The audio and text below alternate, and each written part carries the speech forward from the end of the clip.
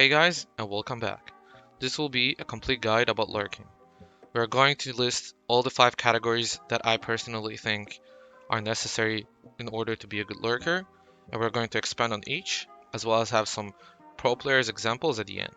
So let's get right into it. So the first category would be controlling your pace.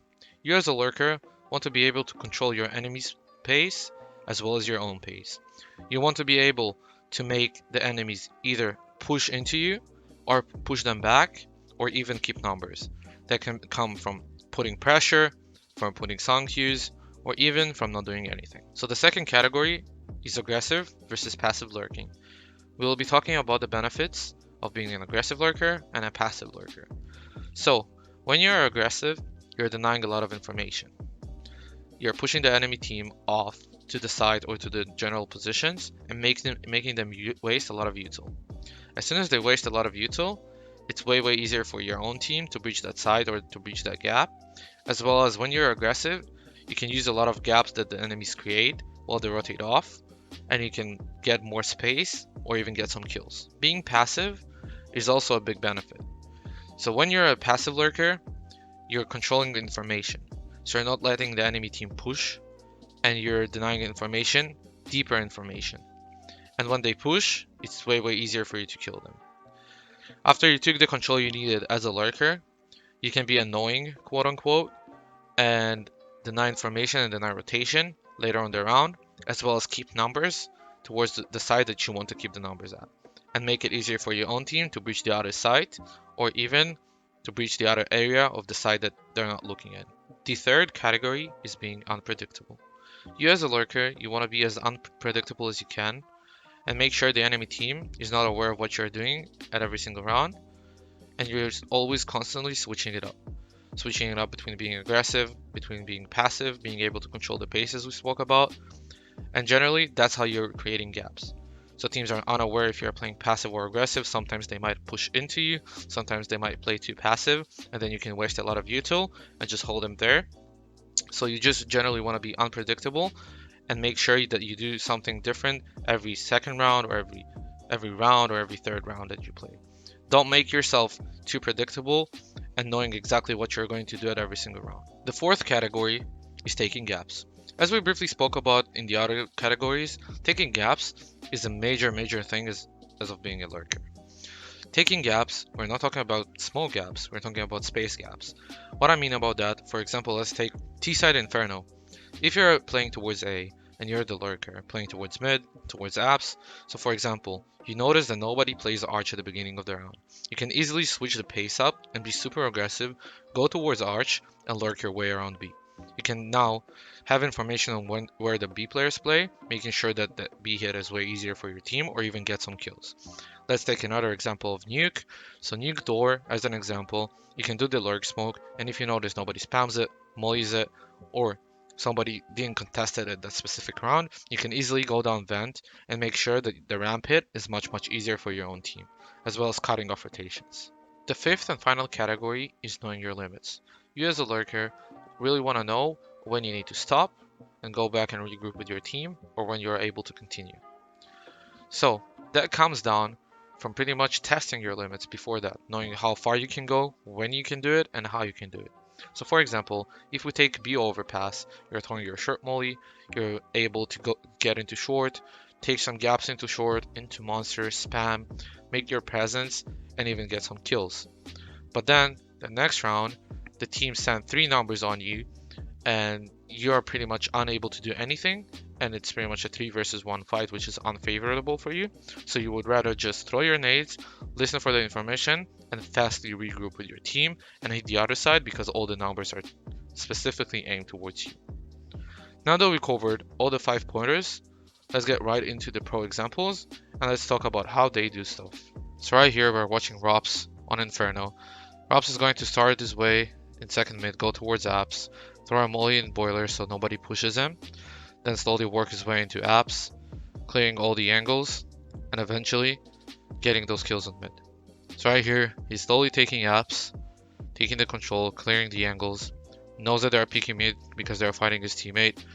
As soon as he heard one guy pushing mid, he peeks boiler, gets the scout, then instantly swings, kills Tizian, It's more of an aggressive lurk right there.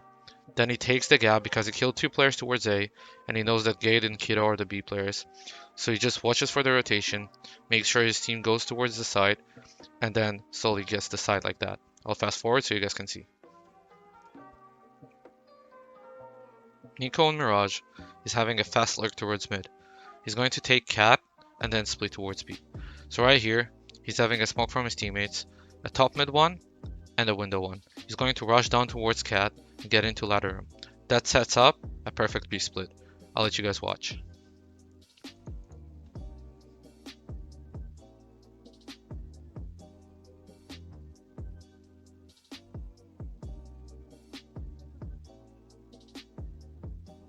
NiKo and Mirage, right here, starts around towards Palace.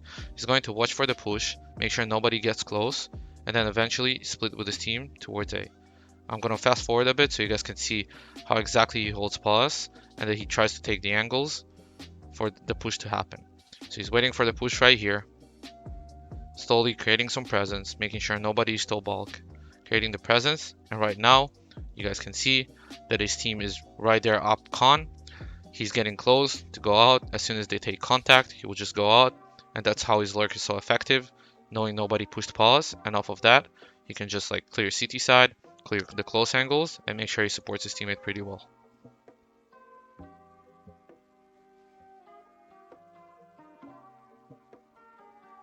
We are looking at XL and Overpass.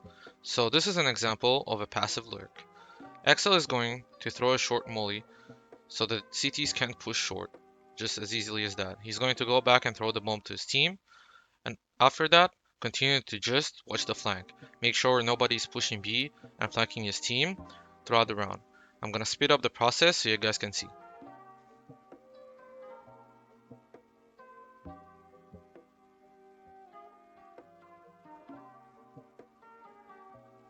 Exile on Overpass, once again. He will go towards B. He will throw his short molly as he's thrown before to put the same amount of pressure and being unpredictable in what he's going to do next. Right here, we're going to see him get close to the smoke and try to listen for info.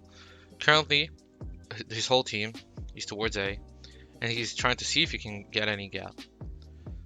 Slowly but surely, he understands that he can't take any gap because the CTs didn't give him any information. He just spams a bit to put some extra pressure, and slowly you're going to see that his team will notify him that they're eco, and he will just hold and make sure that nobody pushes them from behind, can make any gap or any play, and just like that, they win the round, and Exile is just saving them for a possible flank. I'm going to speed the process so you guys can see.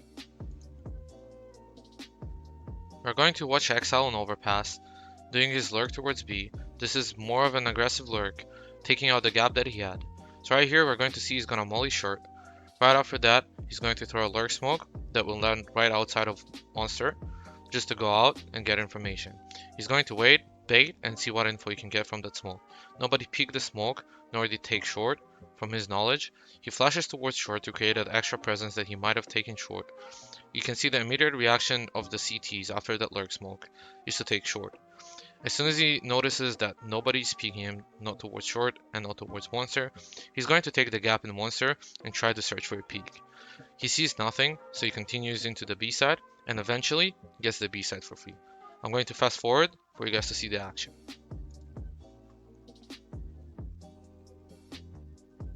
Exile on Overpass once again. Exile would go towards B as he does every single round. He will throw the short molly he does every single round and a flash behind it, just to put some extra fake pressure on the CTs. Obviously, Exile didn't take short, so he doesn't know that the CT pushed through his molly. But right now, Exile is going to be focused on just containing and maintaining control that he has right now.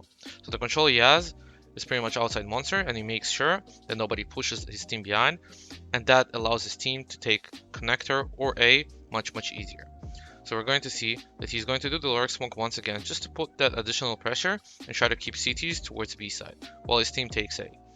So as we see, it failed, but Olofmeister is going to push him from short wide. Exile does expect that. He throws there another flash to fake, expects the Olof push, kills Olof, and off of that puts his team in a 5v3 situation. Makes it very easy for his team to win the round right after that. This was a complete guide on how to be a lurker. We covered pretty much everything that you guys need to know for beginners and a bit for more experts. Hope you guys enjoyed. Drop a like and a comment, and make sure you guys subscribe. Cheers. If you play CSGO, you gotta try ggpredict.io. It's a training platform to analyze and better understand how you play and what mistakes you make during your Counterstrike matches. Then effectively train those aspects that need improvement. You can use it to improve literally every aspect of your game: team play, nades, pace of your game, or your aim. It not only analyzes your game in so many aspects, but also lets you train on the platform thanks to personalized training plans. How? GG Predict's AI knows exactly what you need to do to become a better player. Each week, you automatically get tailor-made trainings made by the best CSGO athletes who work with GG Predict. It's easy and fun, and you can train right on GGP servers and get all the data from your trainings analyzed. Simply connect your Steam, Faceit, or eSportal account and get your matches instantly analyzed by GG Predict. We almost forgot, if you're playing just for fun, that's great too. You'll love our social features, which allow you to compare with your friends and finally check who really is carrying the team.